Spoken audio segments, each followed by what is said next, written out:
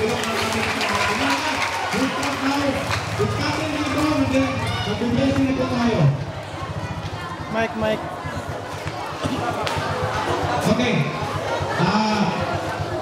Pakibalik na na po yung upuan dyan.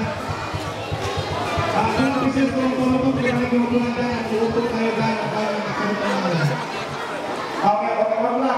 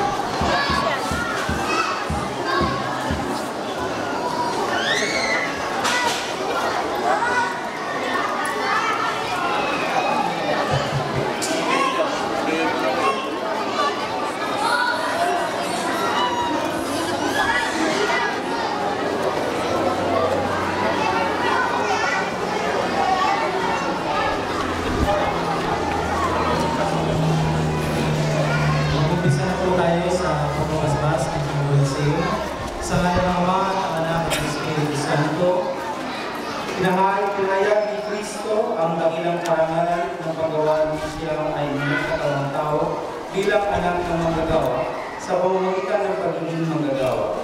Hinalinan ni Kristo ng pagpapala ng sumpang-dulong ng kasalanan sa dalang gawain ng sangkatauhan.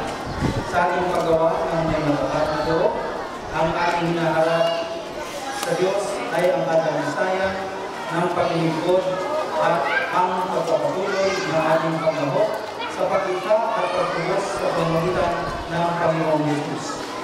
Ngayon mga kapatid, purihin natin ang Diyos at hingin natin kanyang ipagkakuri ang buot na siyang pinangyayarihan na ating gawain ngayon gagawa dito ang pagbabasbas.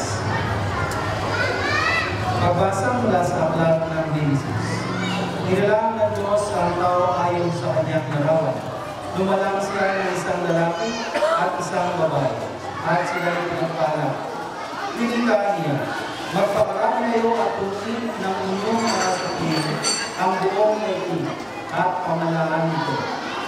Binibigyan ko kayo ng kapangyarihan sa mga isda, sa mga ibon, at sa lahat ng mailap na hayop, magiging malaki o maliliit.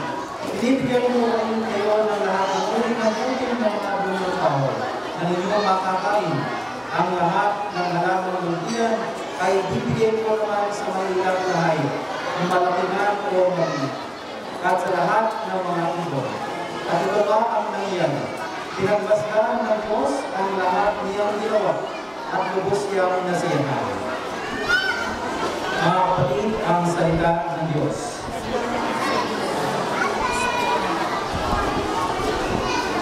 Manalangin tayo. Ang naming makapangyarihan, dinulugan ng dangal ng anak ng iyong anak ang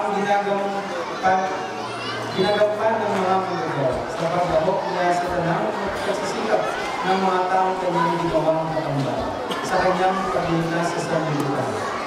Pagtibayin mo sa anak ng Lord ang iyong pagbasbas ang Kolisiyong na ito.